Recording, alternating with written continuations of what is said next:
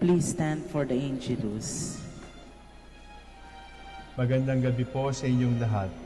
Ito po ang inyong punong lingkod mula sa simbahan na nakikiusap na huminto sa paglalakad at itigil ang lahat ng ginagawa upang tayo ay manalangin. Pasalamatan natin ang Diyos sapagkat tayo ay mga anak niya.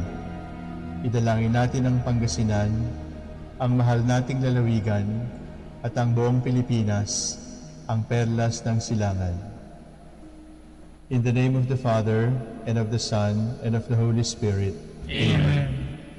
The angel of the Lord declared unto Mary, And she conceived by the power of the Holy Spirit. Hail Mary, full of grace, the Lord is with thee. Blessed art thou among women, and blessed is the fruit of your womb, Jesus. Holy Mary, Mother of God, pray for us sinners, now and at the hour of our death. Amen. Behold the handmaid of the Lord. Be it done to me according to your word. Hail Mary, full of grace, the Lord is with thee. Blessed art thou among women, and blessed is the fruit of thy womb, Jesus. Holy Mary, Mother of God, pray for us sinners, now and at the hour of our death. Amen. And the Word was made flesh, And dwelt among us. Hail Mary, full of grace, the Lord is with thee. Blessed art thou among women, and blessed is the fruit of thy womb, Jesus. Holy Mary, Mother of God, pray for us sinners, now and at the hour of our death. Amen. Pray for us, O Holy Mother of God. That we may be made worthy of the promises of Christ. Let us pray. Pour forth, we beseech you, O Lord, your grace into our hearts, that we, through the incarnation of Christ your Son, was made known the message of an angel, made by his passion and cross, be brought to the glory of his resurrection, through the same Christ our Lord. Amen. Glory be to the Father, and to the Son, and to the Holy Spirit. As it was in the beginning, is now, and will be forever. Amen. The Lord be with you. And with your spirit. May the Almighty God bless you, the Father, the Son, and the Holy Spirit. Amen.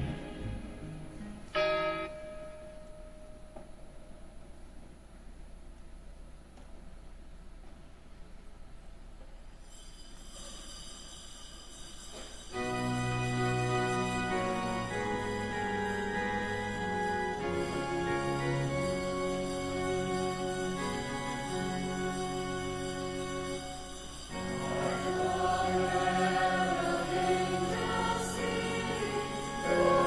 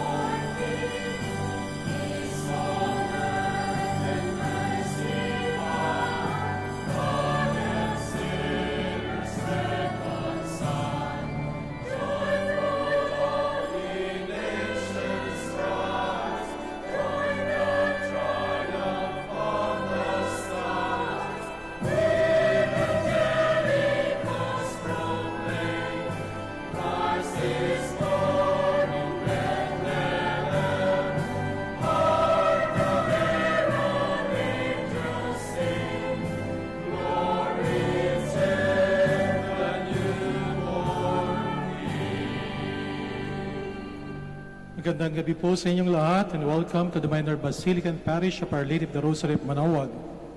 Let us begin our celebration in the name of the Father and of the Son and of the Holy Spirit. Amen. The grace of our Lord Jesus Christ and the love of God and the communion of the Holy Spirit be with you all. And with your spirit. The year opens with the solemnity of Mary, Mother of God. Just as mothers are always the first to touch our lives, so we begin our spiritual journey under the loving gaze of Mary, the Mother of God and our Mother. Mary gathers us, her children in Jesus Christ, under her care. Let us entrust to her our hopes and fears, our joys and sorrows. Brothers and sisters, let us acknowledge our sins and so prepare ourselves to celebrate the sacred mysteries. I confess to Almighty God and to you, my brothers and sisters, that I have greatly sinned in my thoughts and my words, in what I have done and in what I have failed to do, through my fault, through my most grievous fault. Therefore, as Blessed Mary, ever Virgin, all the angels and saints, and you, my brothers and sisters, to pray for me to the Lord our God. May Almighty God have mercy on us, forgive us our sins, and bring us to everlasting life. Amen.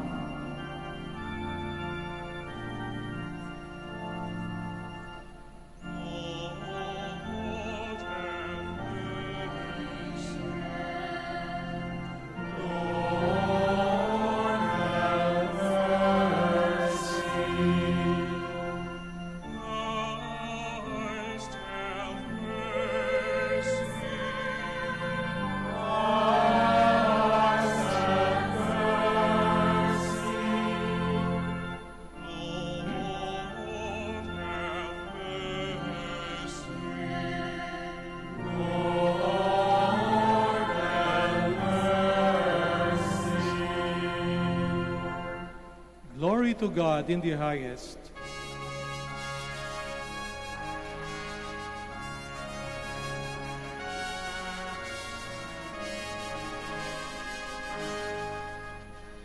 Gloria, Gloria, in excelsis Deo.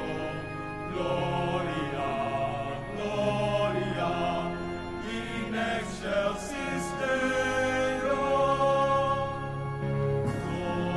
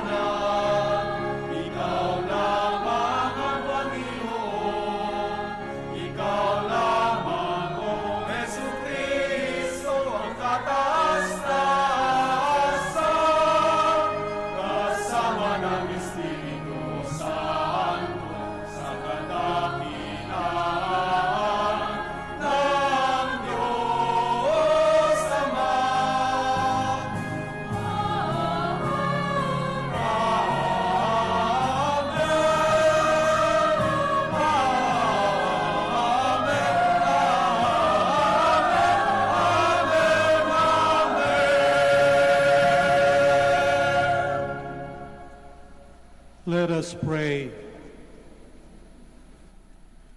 O God, who through the fruitful virginity of Blessed Mary bestowed on the human race the grace of eternal salvation, grant, we pray, that we may experience the intercession of her, through whom we were found worthy to receive the author of life, our Lord Jesus Christ, your Son, who lives and reigns with you in the unity of the Holy Spirit, one God, forever and ever. Amen.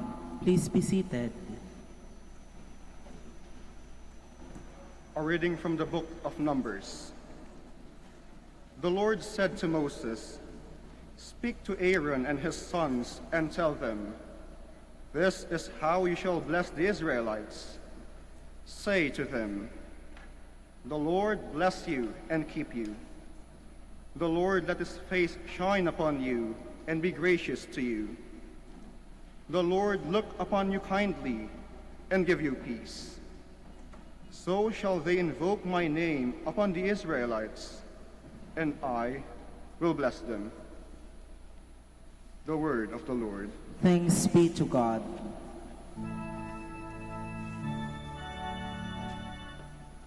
May God bless us in his mercy.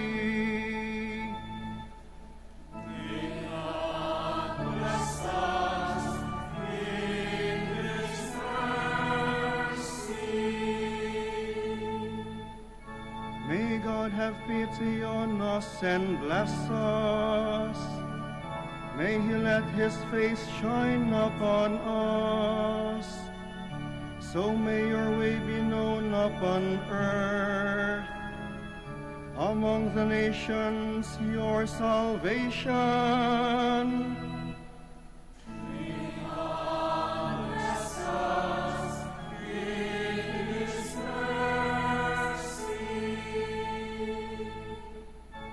May the nations be glad and exult, because you rule the peoples in equity, the nations on the earth you guide.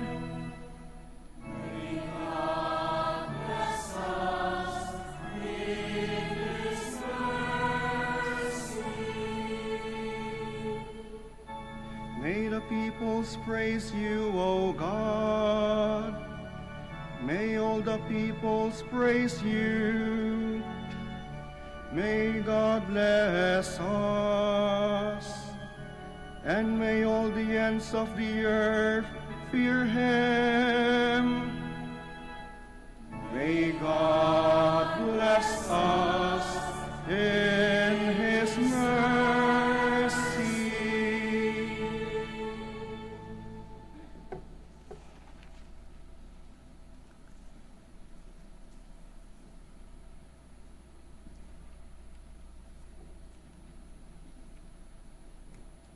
A reading from the letter of St. Paul to the Galatians.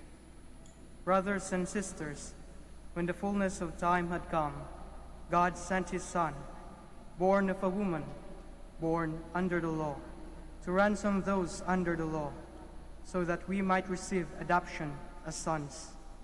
As proof that you are sons, God sent the Spirit of his Son into our hearts, crying out, "Abba, Father." So you are no longer a slave, but a son. And if a son, then also an heir through God. The word of the Lord. Thanks be to God. Please stand.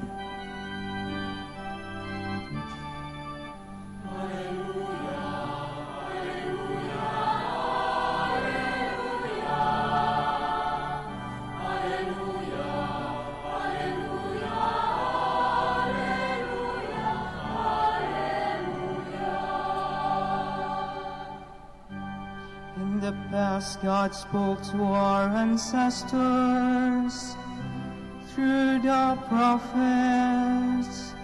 In these last days, he has spoken to us through the Son, through the Son.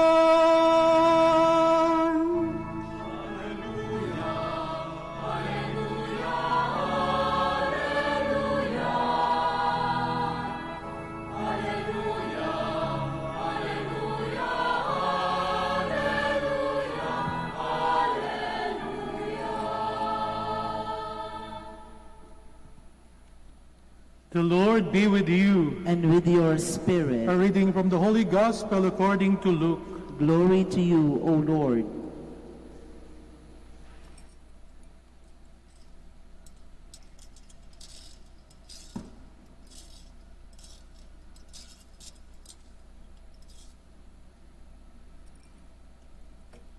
The shepherds went in haste to Bethlehem and found Mary and Joseph and the infant lying in the manger.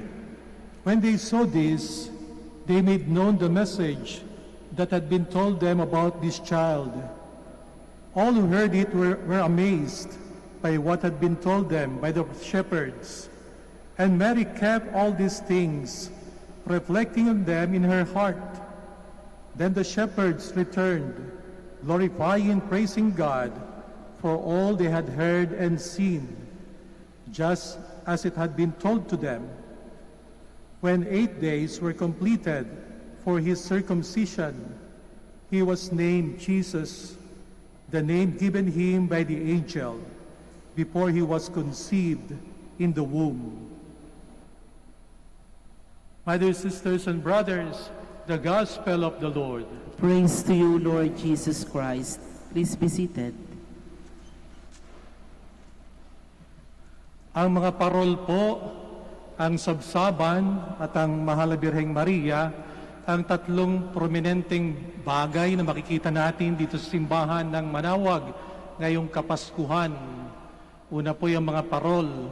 Diyan po sa may kampanaryo, sa Tori po ay merong oversize, giant na parol na ikinabit natin. Kitang-kita po sa buong bayan. Dito po sa may dome ay meron ding isang malaking parol, star, at diyan po sa pader ng ating simbahan, napakaraming parol, maging chandelier, meron po mga parol. Sa may likuran pong bahagi ng ating simbahan, ang mga basic ecclesial communities ay nagdala rin po ng iba't ibang klase ng mga parol. Ang parol po ay napakalapit sa puso nating mga Pilipino. Merong isang Filipino immigrant sa Victoria, Canada. Sinamahan niya minsan yung kanyang pinsan para bumisita doon sa kanyang auntie. First time nilang bibisita sa bahay ng auntie ng kanyang kaibigan. Dahil nalibang po sila sa ganda ng kapaligiran, ay nakalagpas na sila sa bahay at sila nagpaikot-ikot doon sa lugar. Hinahanap nila yung bahay ng auntie hanggang sa makita nilang isang parol na kapis. At sabi nila, that must be it. At nung puntahan po nila, tama, yun nga po yung auntie nila. Yung aking po mga kaibigan nang dumalaw din sa Manawag, napansin po nila na kakaiba ang taon na ito, ang ating dekorasyon ng parol. Sabi po nila, napakaliwanag ngayon sa simbahan ng Manawag. Daming ilaw, ang mga parol ay nagniningning. At ang sagot ko po, kaya maliwanag yan, it is our message na sinasabi namin na COVID-19, keep out. Alam po natin na ang taong 2020, dahil sa COVID-19 ay mukhang pinagdilim ang ating lipunan, ang ating kapaligiran, maging po ang ating mga buhay. Tuwing magtatapos ang taon, iba't ibang companies ay gumagawa po na tinatawag na year-end review, lalo na po yung mga magazine. Isa doon sa magazine na basa ko, sabi niya ang labis na naapektuhan ng pandemic na ito ay tinatawag nilang nasa beach industry. Ang beach po ay isang acronym. Ito po ay nandoon sa booking industry, nandoon sa entertainment and live events, yung mga nasa airlines, maaaring ibang kamag-anak niya yung naapektuhan niya na walang trabaho, nandoon sa cruises, meron po kaming kakilala na nawalan ng trabaho, minto ang pagbiyahe ng mga barko, at nandoon po sa hotel and resorts industry. Labis po sila naapektuhan ng pandemic na ito. Pero hindi lang po sila. Marami pong mga manggagawat ang nawalan ng trabaho sa iba't ibang larangan ng hanap buhay. Pagpasok ng 2020, napakaganda ng pananaw ng ating pamahalaan sapagkat mataas yung economic growth, pumapalo po sa positive 7. Pero ngayon, nung tinignan ko po yung report, ang ating ekonomiya ay negative 7. Even sabing magiging negative 10 pa. Ito po'y talagang lubhang pahirap sa atin. Lahat tayo apektado. Ngayong Kapaskuhan, bagamat napakaganda po ng kulay ng ating mga parol, ay napakahirap naman pong tingnan at tanawin o tingalain ng napakaraming tao. Mahirap tingnan sapagkat hindi lang po pandemic ang nagbigay sa atin ng kalungkutan. May mga pangyayari katulad ng pagpatay sa lawyers, doctors, dun sa pagpatay sa mag-ina, na nagbibigay din sa atin ng kalungkutan sa buhay. Napakahirap tumingala ngayon sa parol kung ang iyong mga mata ay lumalabo dahil ito'y puno ng luha. Napakahirap pong tumingala at tumingin sa parol kung mamaya doon sa inyong dining table, merong bakanteng upuan, hindi kumpleto ang pamilya. Napakahirap tumingin sa parol at maaaring ang pananaw natin dahil dito ay maging malabo pa rin. Subalit nais ko pong tumingala tayo sa parol. Tumingin tayo sa parol. Sapagkat minsan, sa kasaysayan ng Israel, nung waring nagdidilim ang kanilang buhay dahil sa banta ni Haring Herodes na papatayin ang mga sanggol. Si Herodes na tinatawag na very treacherous king sapagkat yung tatlong hari o 3 wise men, sabi niya ganun, sabihin niyo kung nasa ng sanggol para ako rin ay makasamba sa kanya. Pero alam natin ang pangyayari. Lahat ng bata, 2 years old pababa, ay kanyang ipinapatay. Na-imagine ko kung gaano kalakas ang iyakan ng mga nanay o maging marahil ng mga tatay nung panahon na yon. Parang narinig ko yung iyak ni Aling Sonia habang kanyang niyayakap at pinagtatanggulin kanyang anak. Napaka-dilim nung pangyayaring yon sa yugto ng kasaysayan ng Israel. Pero ang parol po, ang tala, ay nagbigay sa kanila ng pag-asa. Sa ating buhay po ngayon 2020, may mga taong naging parol ng ating buhay. At nais ko po silang pasalamatan at pasalamatan po nating lahat.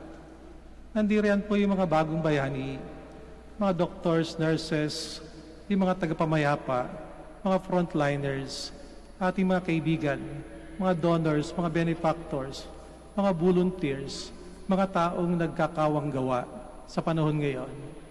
Sila po'y parol ng ating buhay. Subalit tayo rin po, inaanyayahan na maging parol at sana po'y paliwanagin natin ang parol ng bawat isa. Tayo po sana'y maging isang komunidad na sama-sama nagsisindi ng ating parol ngayong sasalubungin natin ang 2021.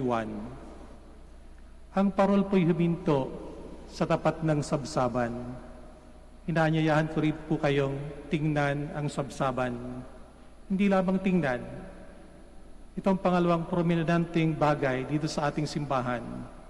Inaanyayahan ko po kayong pumasok sa sabsaban katulad ng ginawang pagpasok ni Maria, katulad ng ginawang pagpasok ni Jose, katulad ng ginawang pagpasok ng mga pastol kung kanino unang ipinahayag ang pagdating ng tagapagligtas.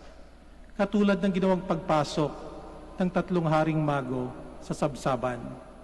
Ano ang kanilang nakita? Ano ang kanilang natunghayan nung pumasok po sila sa sabsaban? Wala nang iba kung hindi ang presensya ng ating Panginoong Diyos. Ang sabi sa ating Ebanghelyo, sila'y labis na namangha. Nagulat po sila sapagkat ang Diyos ay nakikipag-ugnayan sa atin bilang isang munting bata. Ang Diyos nakikipag-ugnayan sa atin nang walang kalaban-laban. Ang Diyos ay nagpakababa. Namangha sila sapagkat ang isang batay isang regalo. Namangha sila sapagkat ang isang batay isang malaking biyaya. It's a great blessing. Alam po natin ang bata ay isang pangako ng pag-asa. Alam po natin ang bata, sinasabi natin, silang pag-asa ng ating bayan, silang ating kinabukasan. Silang lahat ay namangha sapagkat ang Diyos ay simpleng-simple, nakipag-ugnayan sa atin. Lumuhod si Maria, nagmuni-muni sa kanyang puso. San Jose rin ay ganon. Ang mga pastol ay lumuhod at nanalangin. Ang tatlong bagoy lumuhod at nagdasal. Bilang isang komunidad, nanyayahan po tayong lahat. Nasubukan muli natin, diskubrihin po muli natin ang kapangyarihan ng pagdarasal bilang isang sambayanan. Bilang isang sambayanan, sa atin po kumikilos ang Panginoong Diyos. At kung haharapin po natin ng sama-sama ang pandemic na ito, maaaring ito'y magtatagal pa. Pero kung sama-sama bilang isang sambayanan, sa presensya ng Panginoong Diyos, ano pong katatakutan natin? Ano ang worries ninyo ngayon 2021? Sa anong bagay po kayo natatakot? Di ba't sinasabi natin na kung kasama natin ang Panginoong Diyos, kung nandirito ang kanyang presensya, malalagpasan natin lahat ng bagay. Hindi lamang sila nanalangin, bagkus humayo po sila at ipinahayag kung anong kanilang nasaksihan. Hindi rin pong sapat na tayo ay magsaya sa tingkad ng mga ilaw dito sa simbahan, na tayo magsaya sapagkat tayo pumasok sa sabsaban, katulad ng mga pastol at ng mga hari, katulad ni Maria at ni Jose. Iniwan po nilang sabsaban, iniwan nilang Bethlehem, pero hindi pula iniwan ang presensya ng Panginoong Diyos sa kanilang mga puso.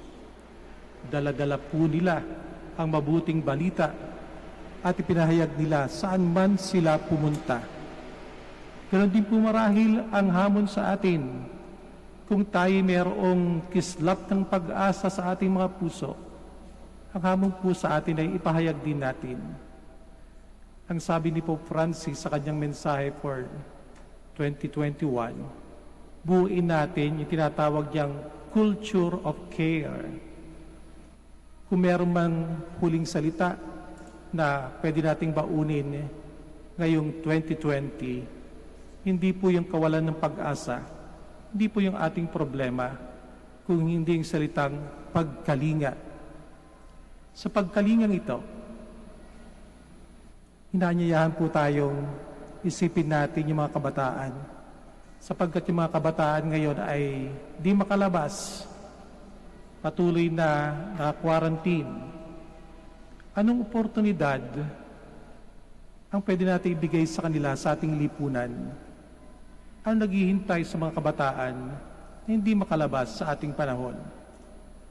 Alalahanin din po natin ang pagkalinga sa ating mga lolo at lola, sapagkat hindi rin po sila makalabas. Ano pong uri ng lipunan ang pwede nating ibigay sa ating mga lolo at lola? Anong papel pa ang kailang pwedeng gampanan sa panahon na katulad ng meron tayo ngayon? Culture of care, pagtataas ng dignidad ng bawat isa, pag-iisip para sa kapakanan ng lahat o ng nakakarami. At ganoon din po, tinatawag na pagkakaisa solidarity, na ibig sabihin ay I am responsible for everybody. So yung taong merong solidarity ay yung taong nagsasabi sa kanyang sarili, sagot kita. responsable ako sa bawat isa. Ituon din po natin ang ating pananaw sa mahal na Birheng Maria, sapagkat ngayong araw pong ito, sa unang araw ng taon, pinaparangalan po natin ang ating mahal na Birheng Maria bilang ina ng Diyos. Siya po'y binibigay sa atin ng simbahan. Nanguhulugan po na bagamat mahirap ang buhay, hindi naman po tayo ulila. Meron tayong nanay. At alam natin na iba't iba ang katawagan sa ating mahal na Birheng Maria. Tinatawag natin siya dito bilang inang tumatawag, ina ng manawag. Tinatawag natin siya sa ating archdiocese bilang Mary Help of Christian o inang mapag-ampon. Tinatawag siya bilang ina ng laging saklolo. Tinatawag siya bilang inang mapanglunas, ina ng kapayapaan o reyna ng kapayapaan, ina ng grasya. Kung kasama po natin ang ating mahal na Birheng Maria sa pagpasok ng 2021, alam po natin na papapawi ang ating mga pangamba at ating mga takot sa buhay. Sikapin po natin na bilang isang komunidad, buuin po natin ang isang pamayanan na kumakalinga sa bawat isa. Kailangan natin ito ngayon. At isama po natin sa ating paglalakbay habang tayong lahat ay nananalangin at nagpapasalamat sa ating Panginoong Diyos sa lahat ng mga naging parol ng buhay natin. Tayo rin maging parol sa isa't isa. At salubungin po natin ang 2021 ng may buong pagtitiwala at malakas na pananampalataya at pananalig sa ating Panginoon. Please all stand.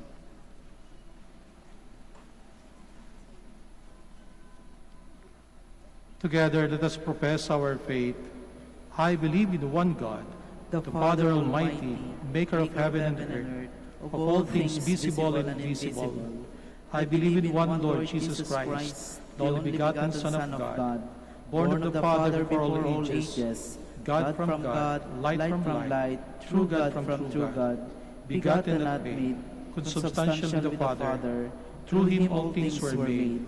For us men for salvation came down from heaven, and by the Holy Spirit was incarnate of the Virgin Mary and became man. For our sake he was crucified under Pontius Pilate. He suffered death and was buried, and rose again the third day in accordance with the Scriptures. He ascended to heaven, and is seated at the right hand of the Father. He will come again in glory to judge the living and the dead, and his kingdom will have no end. I believe in the Holy Spirit, the Lord, giver of life, who proceeds from the Father and the Son, who with the Father and the Son is adored and glorified, who has spoken to the prophets. I believe in one holy, Catholic and Apostolic Church. I confess one baptism for the forgiveness of sins. I look forward to the resurrection of the dead and the life of the world to come. Amen. The new year ushers in new challenges and opportunities, as well as new hopes for a more lasting peace. Let us pray to the Father that the Prince of Peace, born of Mary, may guide us as we struggle to incarnate the gospel values in our lives.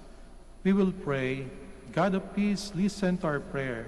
God of peace, listen to our prayer. We pray for Pope Francis, all the bishops, priests, and deacons. May they be instruments of peace and unity in communities where hatred and division reign. We pray. God of peace, listen to our prayer. That we may persevere and be faithful in the vocation God has called to us to undertake. We pray. God of peace, listen to our prayer. We pray for the leaders of nations. May they value dialogue more than dissent and promote restorative justice so that people may live in tranquility and work for their advancement. We pray. God of peace, listen to our prayer. We pray for all those persecuted because of religion, class, race, or color. May they find support and comfort from those who work for justice and peace and in their community, we pray God of peace, listen to our prayer. that the worldwide COVID-19 pandemic may end soon, that humanity may live in health and happiness, that the afflicted may be healed, and the dead may receive a merciful welcome to the Father's house. Let us pray to the Lord. God of peace, listen to our prayer. We pray for the souls of our brothers and sisters. May the Lord grant them the reward of eternal life. We pray. God of peace, listen to our prayer. Let us pray for the urgent concerns of our community and for our personal intentions. We pray. God of peace, listen to our prayer. Heavenly Father, hear our humble supplications. Help us to spend our whole life in your service and to bring peace to our brothers and sisters through Christ our Lord. Amen. Please be seated.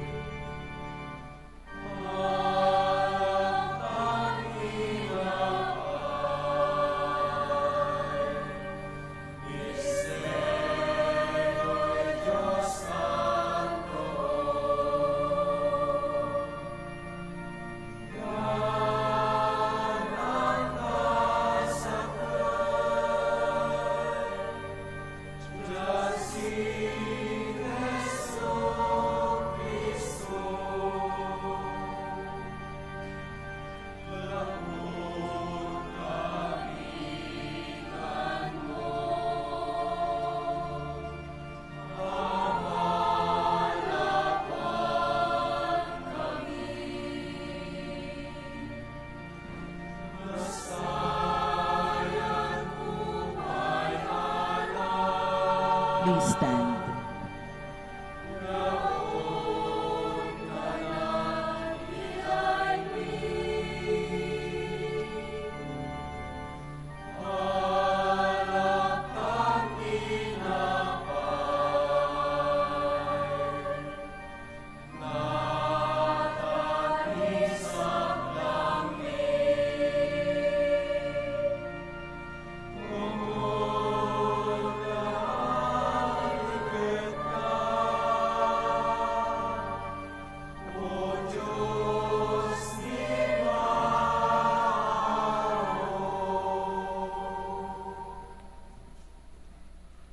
Pray, my dear brothers and sisters, that my sacrifice and yours may be acceptable to God, Almighty Father.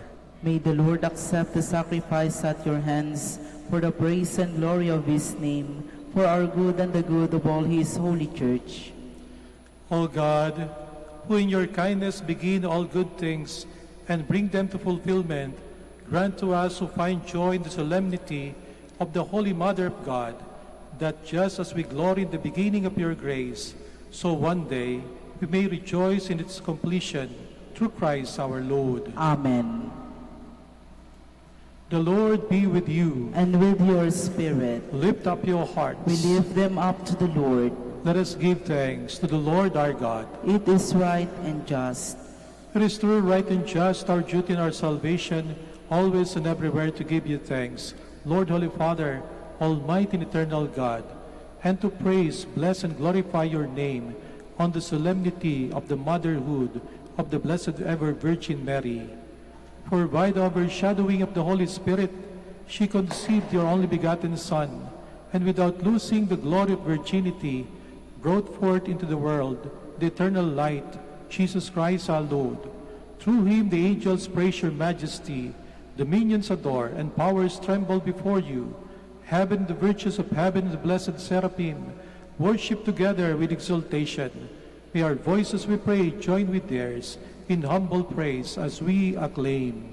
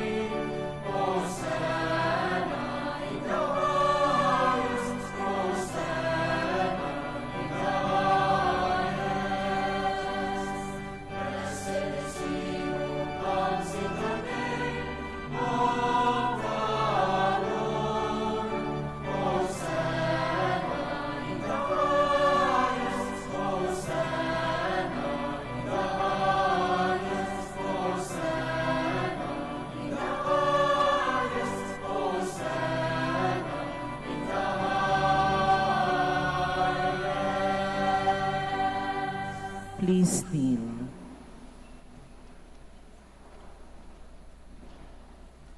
You are indeed holy, O Lord, the fount of all holiness. Make holy, therefore, these gifts, we pray, by sending down your Spirit upon them like the dewfall, so that they may become for us the body and blood of our Lord Jesus Christ. At the time he was betrayed and entered willingly into his passion, he took bread, and giving thanks, broke it, and gave it to his disciples, saying, "Take this, all of you, and eat of it, for this is my body, which will be given up for you."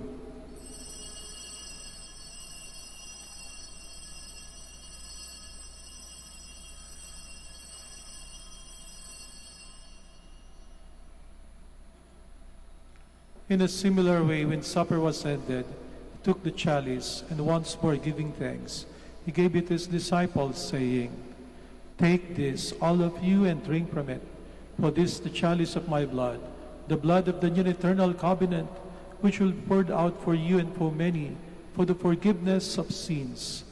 Do this in memory of me."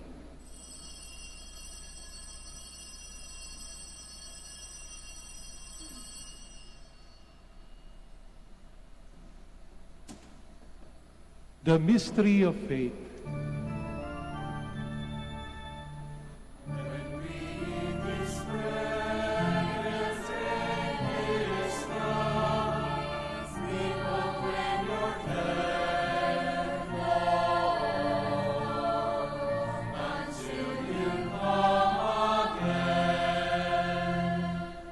Therefore, as we celebrate the memorial of his death and resurrection, we offer you, Lord, the bread of life and the chalice of salvation, giving thanks that you have held us worthy to be in your presence and minister to you.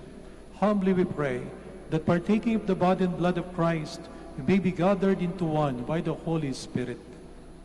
Remember, Lord, your church spread throughout the world, and bring her to the fullness of charity, together with Francis our Pope and Socrates our Bishop, Fidelis, his assistant bishop, and all the clergy.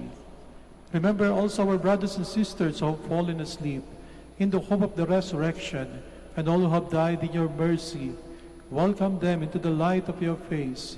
Have mercy on us all, we pray, that with the Blessed Virgin Mary, Mother of God, with blessed Joseph, her chaste spouse, with the blessed apostles and all the saints, we have pleased you throughout the ages, may merit to be co-heirs to eternal life, and may praise and glorify you through your Son, Jesus Christ. Through him, and with him, and in him, O God, Almighty Father, in the unity of the Holy Spirit, all glory and honor is yours, forever and ever.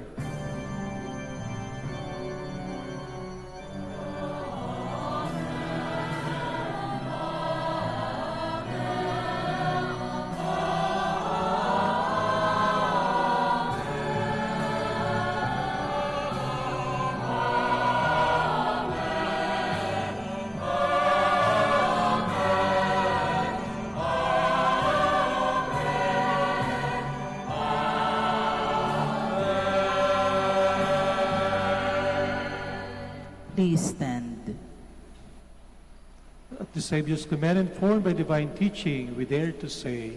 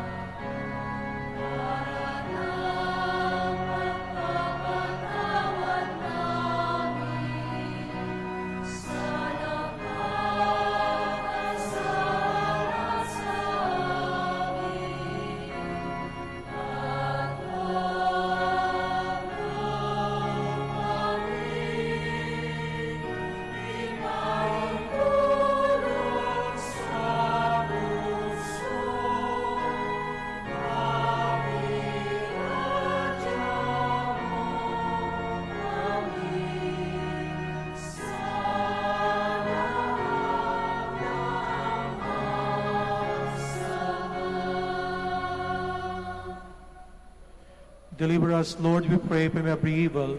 Graciously grant peace in our days, that by the help of your mercy we may be always free from sin and safe from all distress, as we await the blessed hope and the coming of our Savior, Jesus Christ.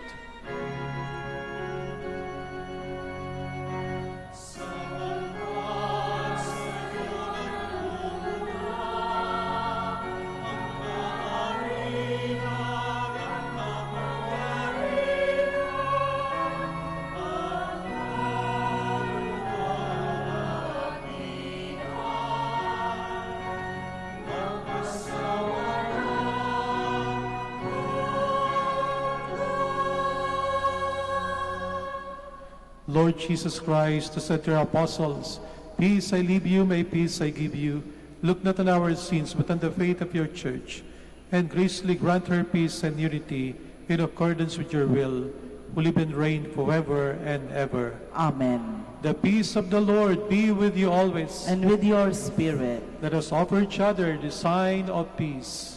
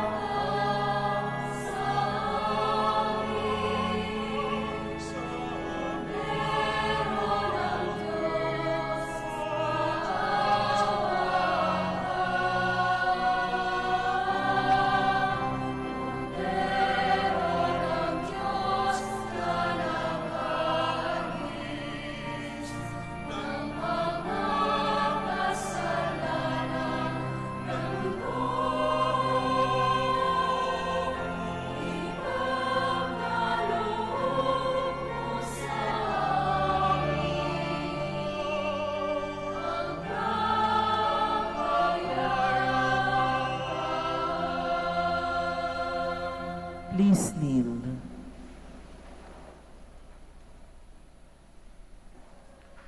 Behold Jesus, the Son of Mary, the Lamb of God who takes away the sins of the world. Happy are those who are called to his supper. Lord, I am not worthy that you should enter under my roof, but only say the word, and my soul shall be healed.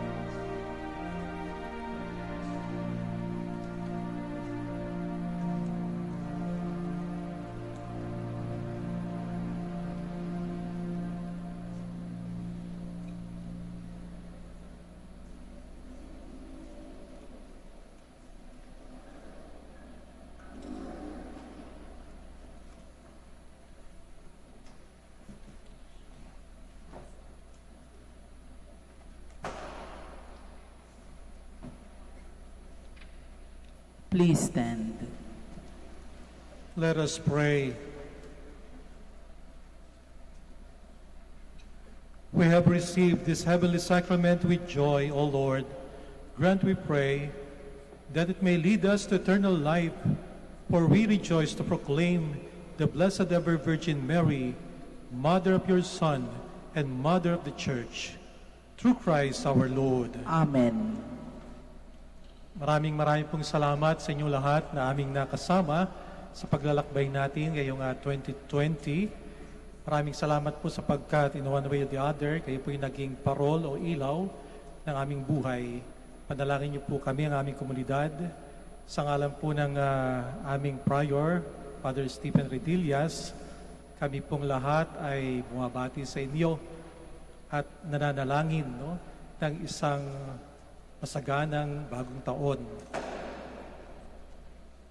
Maraming pong salamat sa inyong patuloy na pagsuporta sa gawain ng ating simbahan, sa mga friends and benefactors, at sa inyo pong pakikisa sa ating Santa Misa. The Lord be with you. And with your spirit. Bow down for the blessing. May God, the source and origin of all blessing, grant you grace, pour out His blessing in abundance, and keep you safe from harm throughout the year. Amen. May He give you integrity in faith, endurance in hope, and perseverance in charity, with holy patience to the end. Amen. May He order your days and your deeds in His peace, grant your prayers in this and in every place, and lead you happily to eternal life. Amen. And may Almighty God bless you all, the Father, and the Son, and the Holy Spirit. Amen. Our Mass ascended, go in peace to love and serve the Lord. Thanks be to God. Shall have the prayer for the blessing of the sick and for the blessing of your rosaries and other religious articles. Our helps in the name of the Lord. Who made heaven and earth. Let us pray. God, our Almighty Father, by your blessing you give us the strength and support in our frailty. Turn with kindness toward our sick brothers and sisters, freedom from all illness, and restore them to good health. Through the intercession of Our Lady of the Rosary of Manaoag, so that the sure knowledge of your goodness, they will gratefully bless your holy name. We ask this through Christ our Lord. Amen. In memory of the mysteries of the life, death, and resurrection of our Lord Jesus Christ, and to the honor and glory of the Blessed Virgin Mary, Mother of Christ, Mother of the Church, Our Lady of the Rosary of Manaoag, may these rosaries, images, candles, oil, and other religious articles be blessed and made holy. In the name of the Father, of the Son, of the Holy Spirit. Amen.